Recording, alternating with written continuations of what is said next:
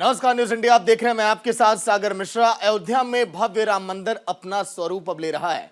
भगवान श्री राम की नगरी को सजाया और संवारा जा रहा है। एयरपोर्ट से लेकर रेलवे स्टेशन को नए सिरे से इस समय विकसित किया जा रहा है। राम नगरी एक बार फिर से अपने पुराने गौरव को अब प्राप्त कर रही है। इसी के साथ अयोध्या नगरी भव्य स्वरूप ले रही है और मंदिर में प्राण प्रतिष्ठा 22 जनवरी 2024 को होगी। लेकिन अभी से पूरी तैयारी इस समय अयोध्या में है, क्योंकि अयोध्या नगरी इस समय राममय है। रामलला के प्राण प्रतिष्ठा कार्यक्रम को लेकर लोगों में गजब का इस समय उत्साह भी देखा जा रहा है। हर कोई रामलला के आगमन का बेसब्री से इंतजार कर रहा है, क्योंकि राम भक्तों के 500 सालों का इंतजार अब खत्म हो चुका है और सभी भक्तों का मंदिर यही बनाएंगे वाला सपना भी अब करीब करीब अब पूरा हो चुका है। आज देश के पीएम नरेंद्र मोदी ने अयोध्या को एयरपोर्ट, रेलवे स्टेशन और रेलवे लाइन दोहरीकरण के साथ कई बड़ी परियोजनाओं की सौगात दी है। ऐसे में आज रामनगरी नमो नमो के नारों से गूंज रही है। अयोध्या नगरी एक प्रमुख पर्यटन स्थल के रूप में विकसित हो रही है और इसीलिए हम ये कह रहे हैं कि आज सिर्फ झांकी है, लेकिन 22 जनवरी अभी बाकी है। चलिए 12 तस्वीरें आपकी टीवी स्क्रीन पर आज के दिन की जो काफी खास है। देखिए किस तरह से अयोध्या आज के दिन नमो नमो के नारों से गूंज उठा। हर तरफ राम भक्त ये जयकारे लगा रहे थे कि हमारे राम यहां पर पधारे हैं। देखिए, क्योंकि 22 जनवरी का इंतजार सभी को है, लेकिन आज जब पीएम नरेंद्र मोदी पहुंचे, किस तरह से उनका स्वागत किया गया। जगह जगह पर झांकियां निकाली गई और देखिए सुरक्षा के कड़े इंतजाम। अयोध्या को पूरी तरह से छावनी में तब्दील कर दिया गया। एक परिंदा भी पर न मार पाए। पीएम नरेंद्र मोदी की सुरक्षा कुछ इस तरह से की गई थी। वहां पर दायरा बनाया गया था। देखिए आप वहां पर एसपीजी कमांडो की बात करें, पैरामिलिट्री जवानों की बात करें, जगह जगह झांकियों की बात करें, पीएम नरेंद्र मोदी के स्वागत को लेकर बात करें, या फिर रेलवे स्टेशन या फिर एयरपोर्ट की तस्वीरें भी आप देखिए किस तरह से इसे सजाया गया, क्योंकि इंतजार था अयोध्या वासियों को कि कब ये घड़ियां हम अपनी आंखों से देख पाएंगे। आज उन्होंने इन तस्वीरों को देखा और कैद किया इस सुनहरे लम्हों को अपनी आंखों में। और आज पूरा अयोध्या आज यही कह रहा है कि वो दिन जिसका हमें इंतजार था 500 सालों से, वो अब हम देख पा रहे हैं और केवल अब 22 जनवरी तक का इंतजार हो रहा है। चलिए और तस्वीरें दिखाइएगा किस तरह से तैयारियां इस समय अयोध्या में। देखिए अमृत भारत को जब पीएम नरेंद्र मोदी ने हरी झंडी दिखाई, वो ट्रेन भी आप देख पा रहे हैं। वहीं आगे बात करें पीएम नरेंद्र मोदी के रोड शो की तस्वीर एक तरफ, और देखिए ट्रेन में जब पीएम नरेंद्र मोदी ने बच्चों से संवाद किया, उस दौरान की तस्वीर, वहां पर बच्चे काफी खुश वहां पर दिखाई दिए। बच्चों के साथ पीएम नरेंद्र मोदी ने सेल्फी ली और बच्चों ने भी कहा कि हाँ, हमारे देश के प्रधानमंत्री जिन्होंने हम सभी का दिल जीत लिया।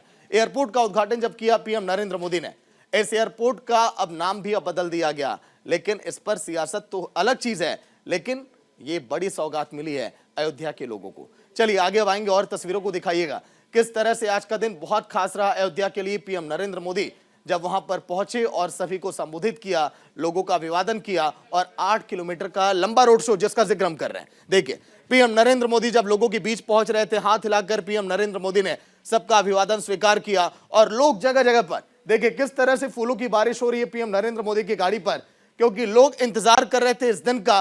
अयोध्या भी इंतजार कर रहा था कब हमारे देश के प्रधानमंत्री आएंगे और बताएंगे कि ये दिन किस तरह से एक एक करके हमने यहां तक पहुंचाया है।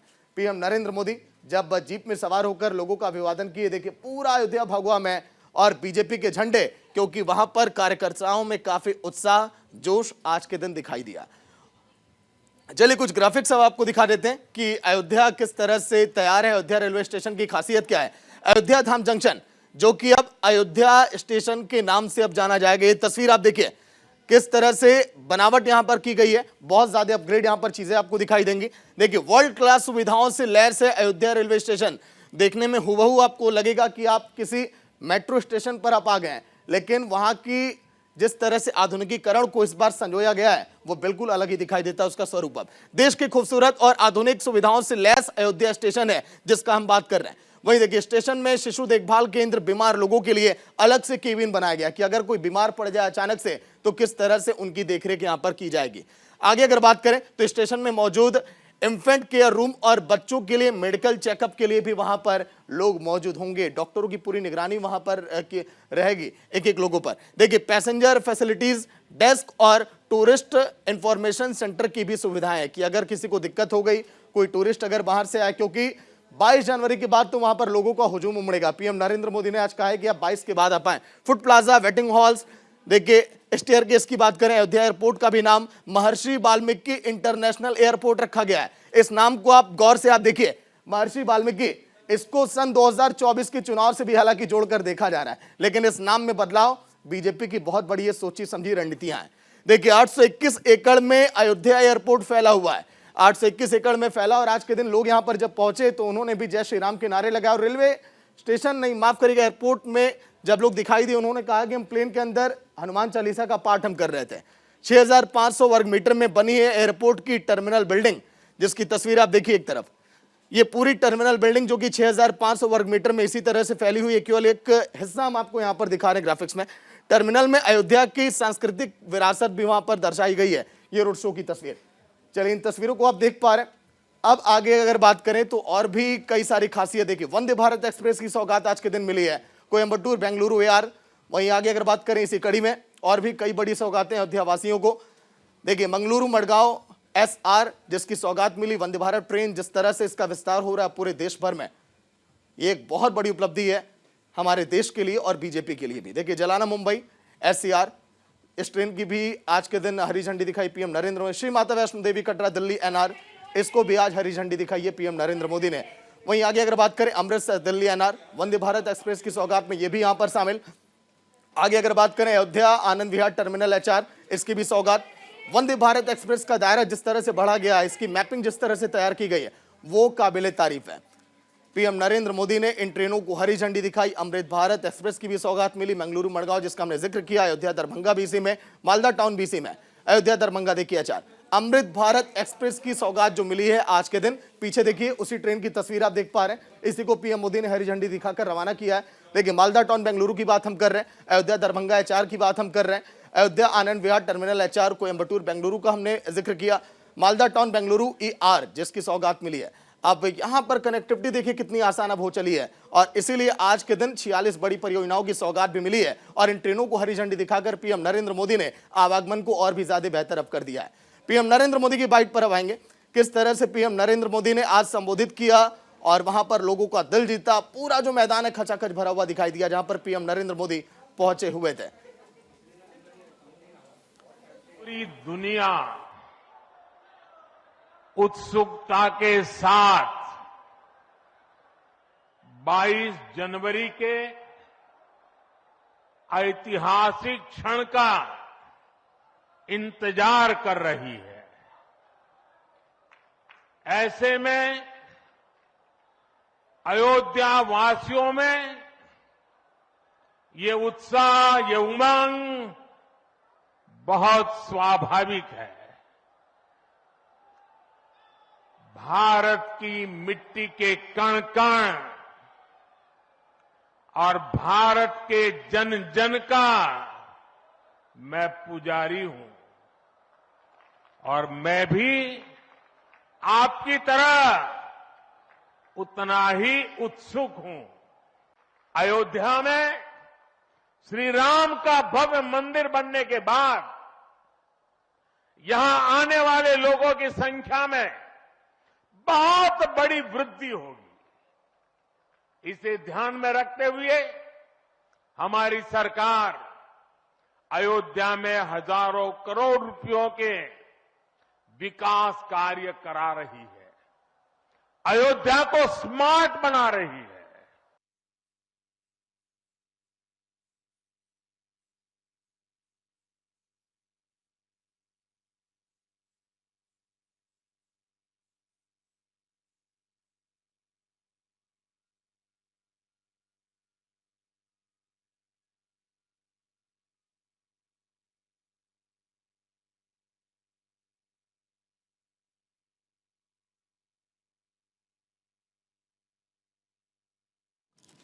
तो 500 सालों का लंबा इंतजार अब पूरा हुआ। 22 जनवरी का इंतजार है, लेकिन आज तो केवल झांकी है। अब 22 जनवरी का कार्यक्रम अभी बाकी है जो पूरा देश अब देखेगा। चलिए अब चर्चा की शुरुआत जल्दी से कर लेते हैं। आज इस खास दिन पर एसएन सिंह प्रवक्ता बीजेपी की जुड़ेंगे अब से कुछ ही देर में।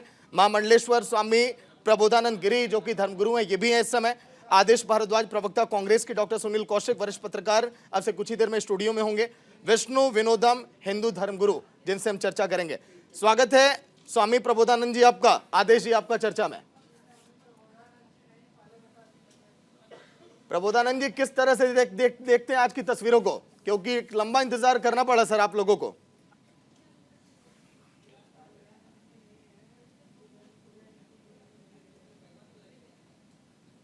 जी, विष्णु विनोदम जी हैं लाइव में। विष्णु विनोदम जी, स्वागत है सर न्यूज इंडिया पर। विष्णु विनोदम जी, 500 सालों का लंबा इंतजार, पूरा देश देखिए आज नतमस्तक है इन तस्वीरों को देखकर। कई सारी लड़ाइयां हमने देखी, लेकिन ये जीत बहुत बड़ी है।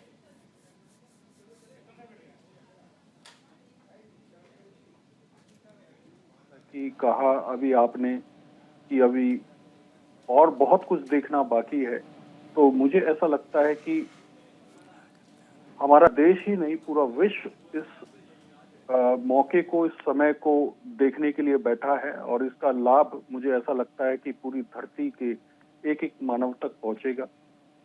मोदी जी या भारतीय जनता पार्टी इस देश में राम के नाम को जिस प्रकार से पूरे विश्व तक पहुंचाने का काम कर रहे हैं, बहुत ही सराहनीय है। और ये जो कदम इन्होंने उठाया है, अकल्पनीय कदम है, जो किसी भी और पार्टी ने इस पे काम इस गंभीरता से नहीं किया। जिस प्रकार से नरेंद्र मोदी ने इस देश का गौरव, राम के नाम का गौरव, राम के नाम का परचम पूरी धरती पे अयोध्या को फहराया, ये बहुत बड़ा कार्य है। मुझे ऐसा लगता है आने वाला समय ये एक स्वर्णिम अक्षरों में इस पल को लिखा जाएगा और युगों युगों तक इस बात को याद रखा जाएगा। जी, आदेश भारद्वाज हैं, प्रवक्ता कांग्रेस के। आदेश जी, स्वागत है न्यूज इंडिया में आपका।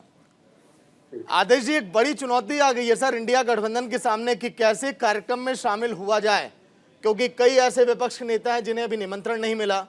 लोग ये कह रहे हैं कि जो लोग शामिल होंगे ये कहा जाएगा कि वो बीजेपी के साथ हैं, कदम से कदम मिलाकर चल रहे हैं, और अगर आप शामिल नहीं हुए तो फिर आपको राम विरोधी भी बताया जाएगा। लोग ये भी कह रहे हैं, पॉलिटिकल कई एक्सपर्ट है। क्या कहेंगे सर, रिएक्शन इस पर? देखिए, निमंत्रण देना ना देना ये सरकार का काम है, क्योंकि वैसे तो ट्रस्ट चला रहा है, लेकिन निमंत्रण कौन तय कर रहा है, कौन भिजवा रहा है, ये सब कुछ पता है जो है।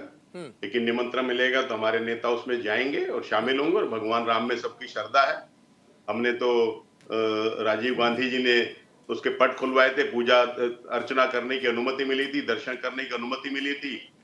मैटर सब जुडिस था, लोगों को संविधान पे और कानून पे भरोसा है। कोर्ट ने फैसला दिया और उसके बाद मंदिर का निर्माण हुआ। ये जगह जो है एक्वायर की हुई थी, नरसिंह राव जी की कांग्रेस की सरकार की जगह एक्वायर की हुई थी, तो ये तो अच्छी बात है जो है। नहीं सर, लेकिन निमंत्रण को लेकर सवाल इसीलिए मैं कर रहा हूं, जिसे मिला है वो भी उलझन में है या जिसे नहीं मिला है वो भी? बिल्कुल कोई उलझन में नहीं है, कोई उलझन में नहीं है, किसी ने उलझन नहीं जताई। लेकिन मीडिया के एक बहुत बड़े वर्ग में तरह तरह की बातें चल रही हैं। पता नहीं क्या ये कारण है जो इस तरह की बातें चल रही हैं। भगवान राम में तो सबकी आस्था है, सबका विश्वास है। चलिए सर, कुछ देर के बाद अभी मैं आपको शशि थरूर की बातें बताऊंगा जिन्होंने जिक्र किया है इस निमंत्रण को लेकर। एहसन साहब जुड़ गए इस समय, प्रवक्ता बीजेपी के हमारे साथ हैं, और वरिष्ठ पत्रकार सुनील कौशिक भी इस समय आ गए हैं। एहसन साहब, स्वागत है न्यूज इंडिया पर। जी नमस्कार। एहसन जी, देखिए, सन 2024 को लेकर विपक्ष कह रहा है कि आप लोगों ने मास्टर स्ट्रोक तो ये चल ही दिया, लेकिन इस दिन को ऐतिहासिक आप लोगों ने बनाया, इसीलिए बहुत ज्यादा गौरवान्वित महसूस हो रहा होगा आपको भी। एहसन जी, देखिए, कुछ ऐसे लोग, कुछ ऐसी विपक्षी पार्टियां जो भगवान राम को मानती नहीं, भगवान राम के सत्ता पर सवाल उठाती हैं, हिंदू धर्म पर सवाल उठाती हैं, सनातन को गाली देने का कार्य करती हैं, डेंगू मलेरिया कहने का कार्य करते हैं। जब देश की जनता बार बार उनको परास्त कर रही है, नकार रही है, तो ऐसी बात करते हैं। भगवान राम तो सबके हैं, और तुलसीदास जी को जो भी मानता है वो जानता है कि तुलसीदास जी ने लिखा हुआ है कि भगवान राम कहते हैं कि जो हमको मानता है या जो नहीं मानता है, गहे शरण प्रभु राखियो सब अपराध विसार। अगर आप कोई अपराध भी किए और भगवान के शरण में चले जाइए तो भगवान उसको माफ कर देते हैं। लेकिन बहुत सारे ऐसे लोग हैं जो अब भी देखिए वो गाली देने का कार्य कर रहे हैं। अरे देश के प्रधानमंत्री, आपके प्रधानमंत्री, हम सभी के प्रधानमंत्री, पूरे देश के 140 करोड़ देशवासियों को आपके चैनल के माध्यम से निमंत्रण दे रहे, कह रहे हैं कि ये अयोध्या सबकी है, आप आइए। भारतीय जनता पार्टी की जहां तक बात है तो निश्चित तौर पे पूरा देश ये जानता है कि भारतीय जनता पार्टी से लोकसभा, विधानसभा में सवाल पूछा जाता था, भव्य राम का मंदिर कब बनाएंगे? भारतीय जनता पार्टी के स्वर्गीय आदरणीय कल्याण सिंह साहब 36 घंटा जेल में रहते हैं, उनकी सरकार जाती है, भारतीय जनता पार्टी के 22 बड़े पदाधिकारियों पे मुकदमे दर्ज होते हैं, वहां भारती जी पे दर्ज होता है, विनय कटियार जी पे दर्ज होता है, मुरली मनोहर जोशी जी पे दर्ज होता है। तो निश्चित तौर पे भारतीय जनता पार्टी कृत संकल्पित थी। बार बार अटल बिहारी वाजपेयी जी लोकसभा में उन्होंने कहा सूर्य टले चंद्र टले टले जगत व्यवहार, लेकिन भारतीय जनता पार्टी का राम जन्मभूमि के प्रति नहीं टलेगा विचार। जब पूर्ण बहुमत की भारतीय जनता पार्टी की जब कभी देश में सरकार आएगी तो भव्य राम का मंदिर बनेगा। आप देखिए ये पूरा देश जानता है कि अगर भारतीय जनता पार्टी की केंद्र और राज्य में सरकार नहीं होती तो निश्चित तौर पर बहुत सारे लोगों के लिए अयोध्या उपेक्षित थी, वहां जाने से उनकी सरकारें गिर जाती थी, सरकारें हिल जाती थी, कभी जाते नहीं थे। कांग्रेस के मित्र हो सकता है यहाँ पर बैठे हो, वो आपके चैनल के माध्यम से बता नहीं पाएंगे कि कांग्रेस का क्या कोई भी 50-60 साल देश में शासन किए कोई भी प्रधानमंत्री वहां पे गया हो नहीं जाएंगे, क्योंकि वो भगवान राम की सत्ता को नहीं मानते थे, तुष्टिकरण का कार्य करते थे। जबकि स्वयं भगवान राम कहे हुए हैं कि अवधपुरी मम पुरी सुहावन, अब उत्तर दिशि बहु सरयू पावन, जो मज्जनते बिनई प्रयासा मम समीप नर पावई बासा। जो आदमी अयोध्या में आएगा सरयू में स्नान करेगा निश्चित तौर पे वो हमारे करीब होगा। तीसरी बात देखिए, दुनिया में जितने भी धर्म के लोग हैं सभी के ईश होते हैं, सभी के जगदीश होते हैं। कोई मक्का मदीना जाता है, कोई अपने इस और जगदीश के परम स्थान पर जाता है। हिंदुओं का सबसे पवित्र स्थान अगर भारत में कोई है तो मथुरा है, काशी है, अयोध्या है।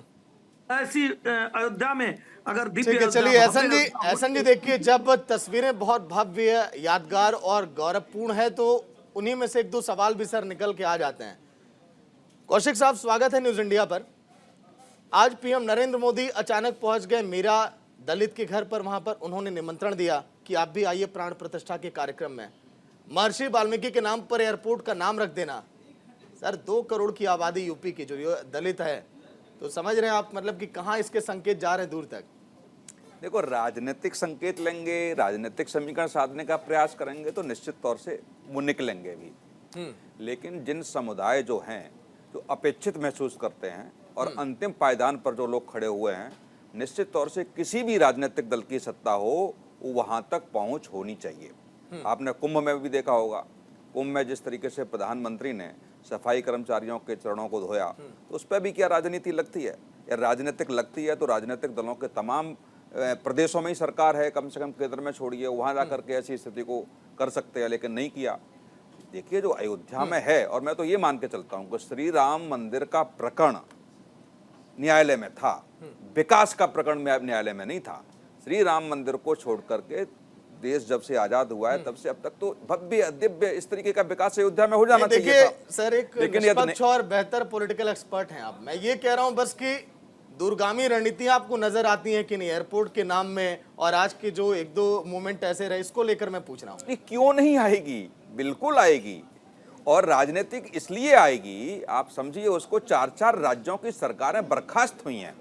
जो अभी एसएन सिंह साहब कह रहे थे दर्जनों लोगों पर एफआईआर हुई है, दर्जनों लोग जेल गए हैं, तो निश्चित तौर से राजनीतिक बात तो होगी। बिल्कुल। दूसरी बात आप देखिए, सोनिया गांधी की खड़गे साहब को न्योता दिया गया, अभी तक स्पष्ट नहीं कहा कि हम आएंगे कि नहीं आएंगे। जयराम रमेश जी का बयान क्या कहता है कल का, कि अभी हम सोचेंगे विचार करेंगे। अभी भी इसमें विचार करने की आवश्यकता है। आदेश जी बैठे हुए कह रहे हैं कि सभी लोग नहीं, जयराम रमेश जी का कल देख लें, कल का बयान पढ़ लें अच्छे से। तो जब वो कह रहे हैं कि हम विचार करेंगे, इसमें भी विचार करने की क्या आवश्यकता है? आपको तो जिस दिन न्योता मिला था उसी दिन आपको शहर स्वीकार करके ताल ठोक के कह देना चाहिए था कि हम वहां पहुंचेंगे। अब भी इतनी झिझक कि न्योता मिलने के बावजूद भी आपके मुंह से एक शब्द नहीं निकला कि नहीं हम जाएंगे। तो ये जो राजनीति, तुष्टीकरण की जो राजनीति हम कहते हैं, निश्चित तौर से आप बीजेपी को घेर रहे हैं। बीजेपी को तो जब घेरेंगे आप जब कम से कम अपना रुख तो स्पष्ट कीजिए। अभी तक अपना रुख स्पष्ट नहीं कर पाए। सबसे महत्वपूर्ण बात है मंदिर के योगदान में।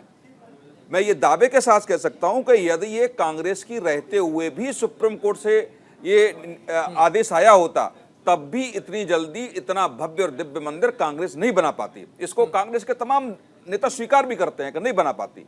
निश्चित तौर से राम मंदिर एजेंडे में भाजपा के रहा है, और ऐसा कि मोदी जी की सरकार के रहते हुए आदेश जी आपका जवाब दे रहे हैं, सुनील जी। आदेश जी बोलिए।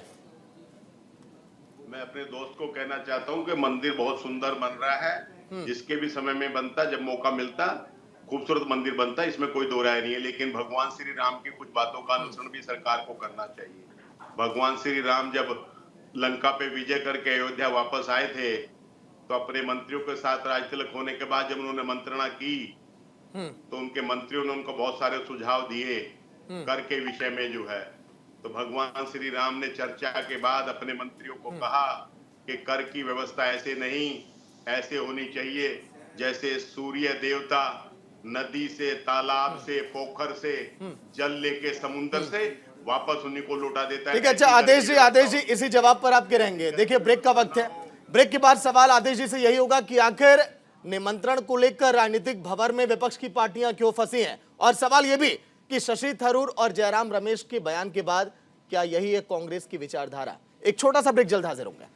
तो चलिए ब्रेक के बाद आपका स्वागत। आज झांकी 22 जनवरी अभी बाकी, जिसका सभी को इंतजार। ब्रेक के पहले एक था सवाल कि आखिर विपक्ष के लिए एक जैसा स्टैंड लेना मुश्किल क्यों है, कैसे इंडिया गठबंधन इस पूरे मामले पर बटा हुआ दिखाई दे रहा है, वजह इसके पीछे आखिर क्या है, बताएंगे हमें। भारद्वाज साहब बोलिए। सागर जी, मैं सिर्फ ये कह रहा था कि भगवान राम के जीवन से हमें कुछ सीखना चाहिए, उस पर अमल करना चाहिए।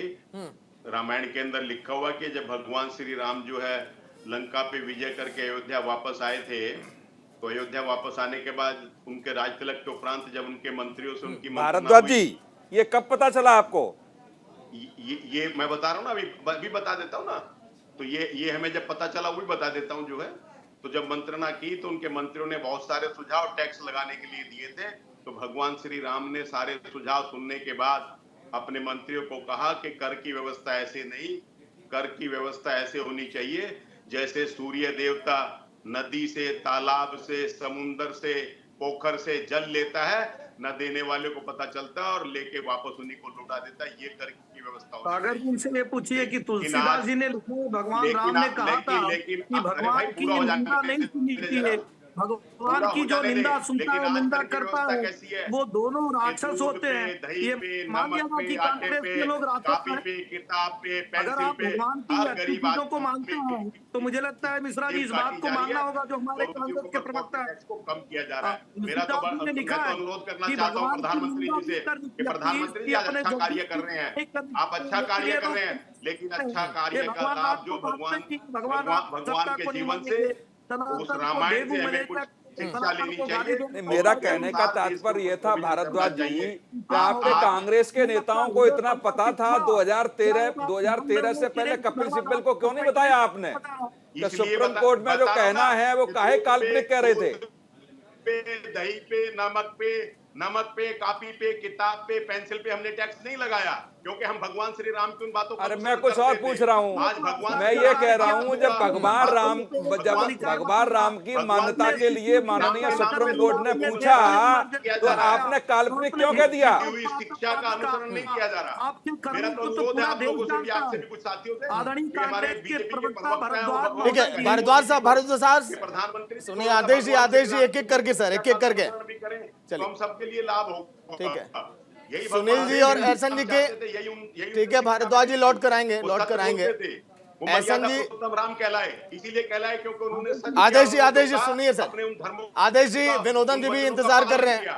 आदेश जी सुन लीजिए। आदेश जी, राहुल गांधी जी को यह शिक्षा दीजिए कि क्यों कहते हैं कि हिंदू धर्म जो होता है वो आतंकवादियों से भी खतरनाक धर्म है, उसको समाप्त कर देना चाहिए।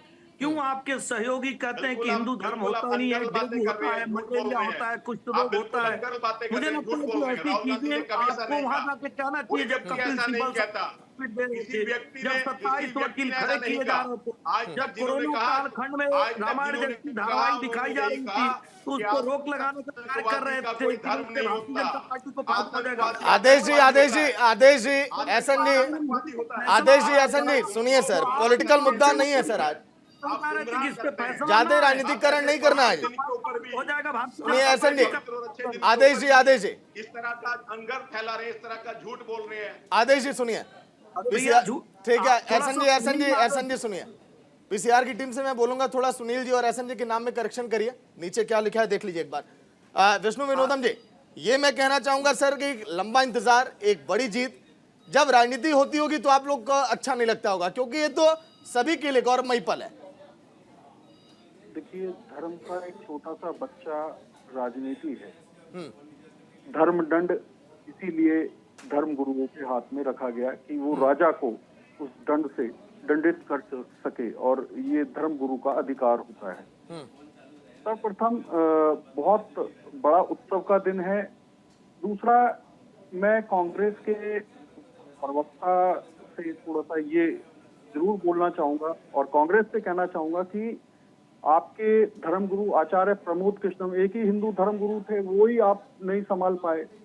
वो खुद बाहर जाकर के भारतीय जनता पार्टी या हिंदुओं के खिलाफ कांग्रेस पार्टी है इस बात को कह रही है, तो ये कहीं ना कहीं मेरे हिसाब से कांग्रेस के लिए बहुत बड़ी शर्म की बात है कि अगर इतना कुछ आपके खुद धर्म गुरु इस बात को कह रहे हैं, तो मुझे ऐसा लगता है आप लोगों को इस पर विचार करना चाहिए, पूरी कांग्रेस कमेटी को विचार करना चाहिए।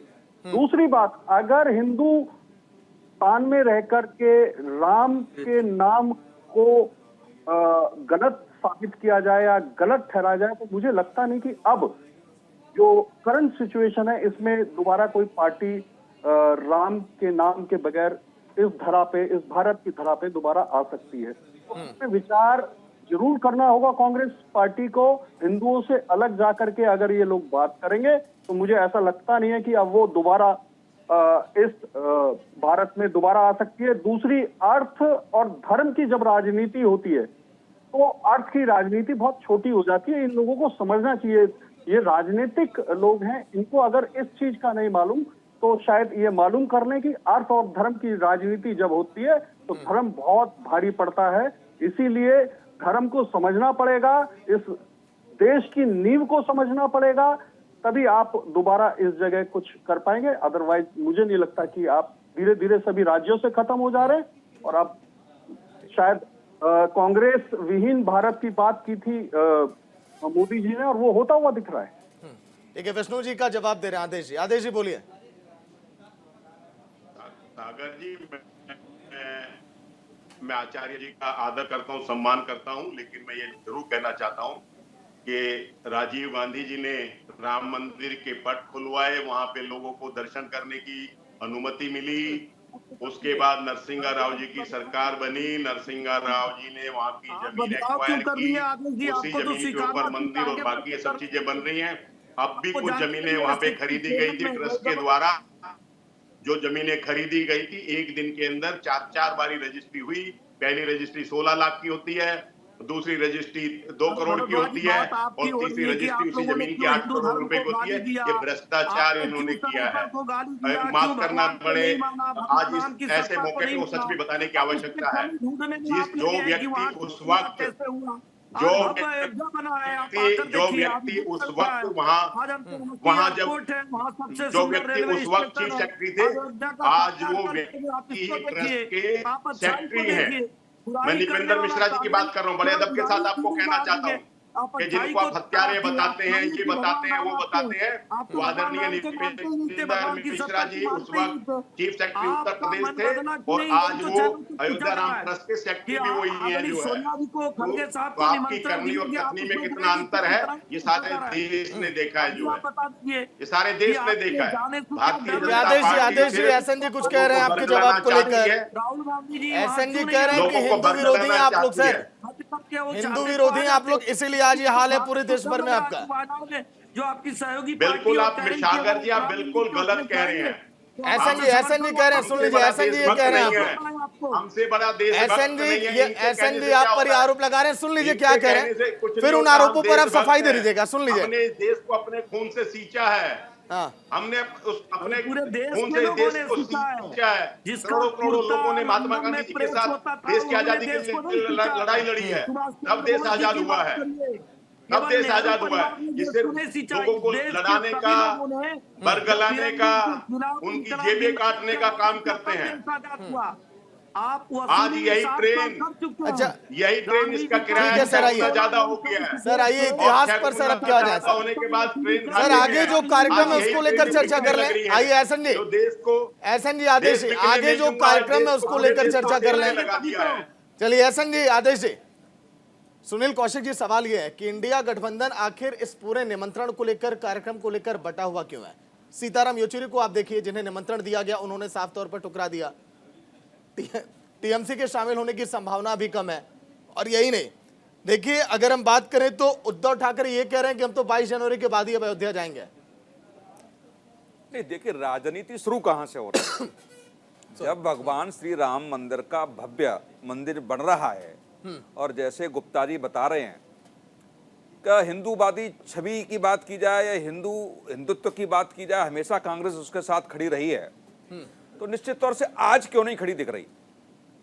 और 92 में मैं मान भी लूं उत्तर प्रदेश सरकार की कांग्रेस तो खड़ी है सर, आदेश जी कह रहे हैं कि हम जाएंगे। अन्य पार्टियों की बात चलिए। नहीं, अन्य कांग्रेस भी नहीं खड़ी। अभी ये बता दें कि खड़गे साहब जा रहे हैं कि नहीं जा रहे हैं, गुप्ता जी के पास जवाब नहीं होगा।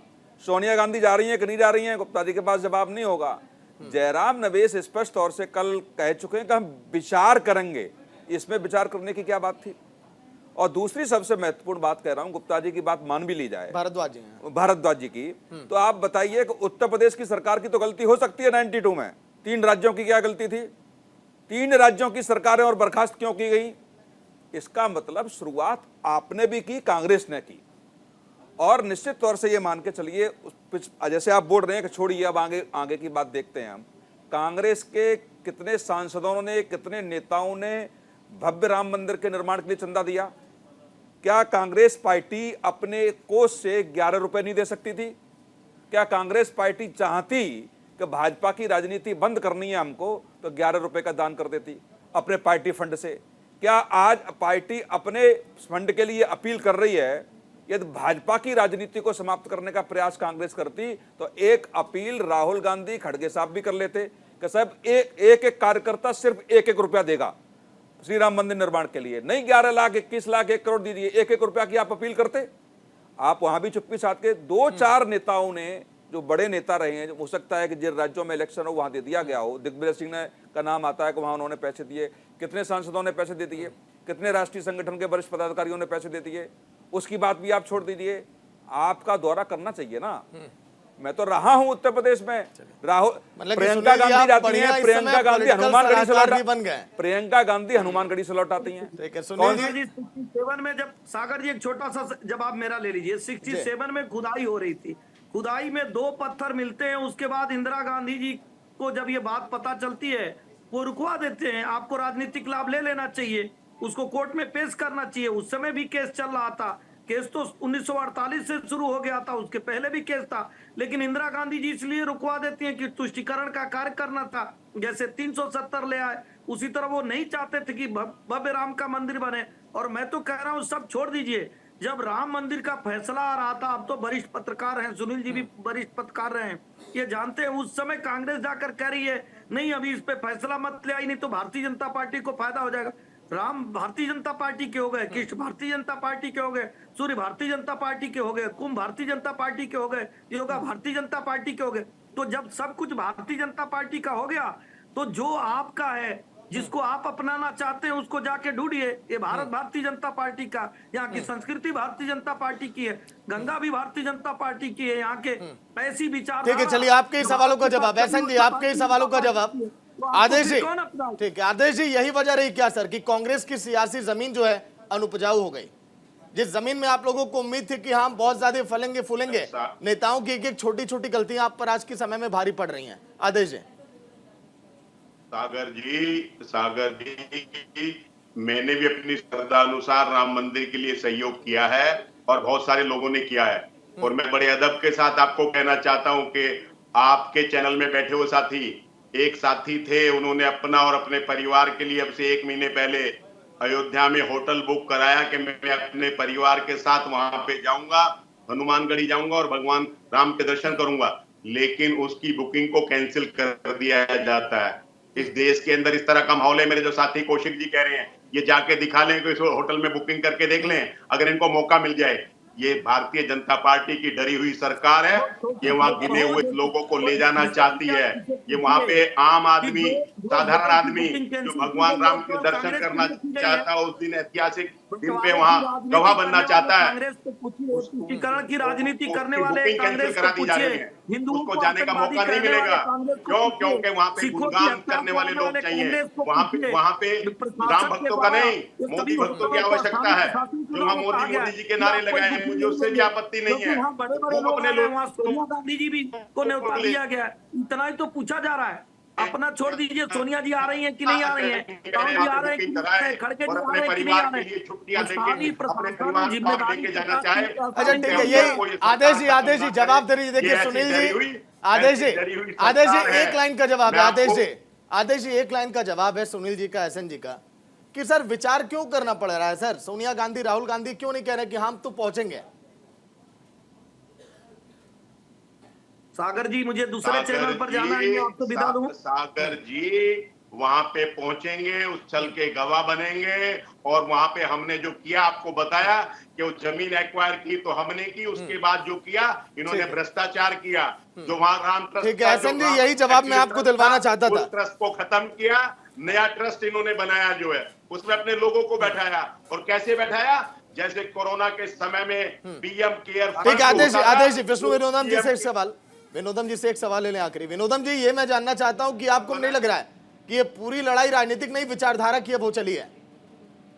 देखिए, मोदी जी तो आए राजनीति करने के लिए, तो वो तो राजनीति करेंगे, इसमें क्या दो रहा है?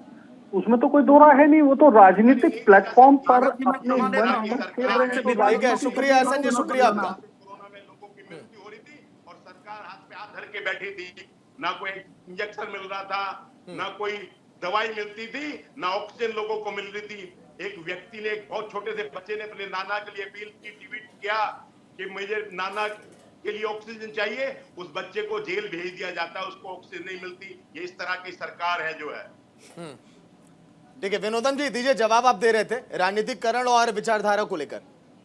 देखिए, मोदी जी राजनीति कर रहे हैं, जाहिर सी बात है राजनीति वो करेंगे, इसमें ये बोलना सही नहीं है कि वो राजनीति कर रहे हैं। वो तो कर ही रहे हैं राजनीति, वो खुल के राजनीति कर रहे हैं, राजनीतिक मंच पर हैं। और रही विचारधारा की बात, तो इस देश की विचारधारा को समझना पड़ेगा, इस देश की नींव को समझना पड़ेगा, जड़ को समझना पड़ेगा, बाकी पार्टियों को, क्योंकि धर्म की पिच पर राजनीति हो रही है। और जाहिर सी बात है, जब धर्म की राजनीति होती है तो अर्थ की राजनीति ज्यादा काम नहीं आती। ये कहीं ना कहीं विपक्ष को समझना पड़ेगा और इस विचारधारा पे काम करना पड़ेगा। अब हृदय में राम को रखना ही पड़ेगा। अब जय श्री राम इस देश में बोलना ही पड़ेगा। और अगर ये नहीं करते तो मुझे नहीं लगता कि कांग्रेस दोबारा, और 2024 में अगर ये कुछ बड़ा नहीं कर पाई कांग्रेस, तो मुझे लगता नहीं कि नामो निशान मोदी जी इनका खत्म कर देंगे, ऐसा प्रतीत होता है। विष्णु विनोदम जी, आपने तो श्री राम सेना भी बनाई थी। जी, मेरी श्री राम सेना है, मेरी विचारधारा राम को लेकर के। लेकिन श्री राम सेना के अध्यक्ष होने के साथ साथ आपके तो विचार बड़ा कांग्रेस के साथ रहे हैं, मोह कैसे भंग हो गया? नहीं, मोह भंग नहीं हुआ। देखिए, मैं किसी पार्टी के साथ या पार्टी के विचार की बात कर रहा हूं, मैं पार्टी की बात विचारधारा मेरी राम की है। और हम लोग कई देशों में राम मंदिर बनाने जा रहे हैं, जिसमें दुबई से भी हम लोगों के पास ऑफर है, सऊदी से भी ऑफर है। तो ये इस चीज को समझना चाहिए कांग्रेस को कि आने वाला समय राम का है, और राम से अलग जाकर के अब ये बात करेंगे तो मुझे ऐसा लगता है, क्योंकि एक धर्म गुरु आचार्य प्रमोद कृष्णम थे, उनको भी कहीं ना कहीं आपके तो कांग्रेस के तमाम बड़े नेताओं से व्यक्तिगत संबंध है, क्या समझाने का प्रयास नहीं किया आपने? ये समझने को राजी नहीं है। मैं तो अभी भी चैनल के माध्यम से ये समझाने की कोशिश कर रहा हूं कि धर्म की राजनीति है, अर्थ वहां फेल हो जाएगा। ये अर्थ का एक ढोंग लगा करके चल रहे हैं कि तेल इतना महंगा हो गया। वहां लोग कह रहे हैं कि 1000 रुपए लीटर तेल भी हो जाएगा तो भी हम राम का नाम नहीं छोड़ेंगे। तो ये इस चीज को समझते क्यों नहीं? समझना पड़ेगा, और नहीं समझेंगे तो भुगतान भी इन्हीं को भुगतना है, कोई दूसरा तो भुगतेगा नहीं। ठीक है, अच्छा देखिए सुनील कौशिक साहब, अभी आप जिक्र कर रहे थे कि कांग्रेस ने किस तरह से अपनी पॉलिटिकल जमीन को कमजोर किया है, लेकिन इंडिया गठबंधन असमंजस में है। अगर वहां पर रहते तो आप क्या करते? आप क्या डिसीजन आप लेते हैं? नहीं, देखो, इंडिया गठबंधन में जो भी क्षेत्रीय दल हैं, निश्चित तौर से समझिए कि जब श्री राम मंदिर का इतना भव्य कार्यक्रम 2024 में होने जा रहा है, ऐसा तो है नहीं छिपी हुई चीज है जी, सनातन के खिलाफ लगातार जो बयान आ रहे हैं, क्या निश्चित तौर से कांग्रेस नहीं समझती क्या? ये कांग्रेस को कमजोर करने की रणनीति है।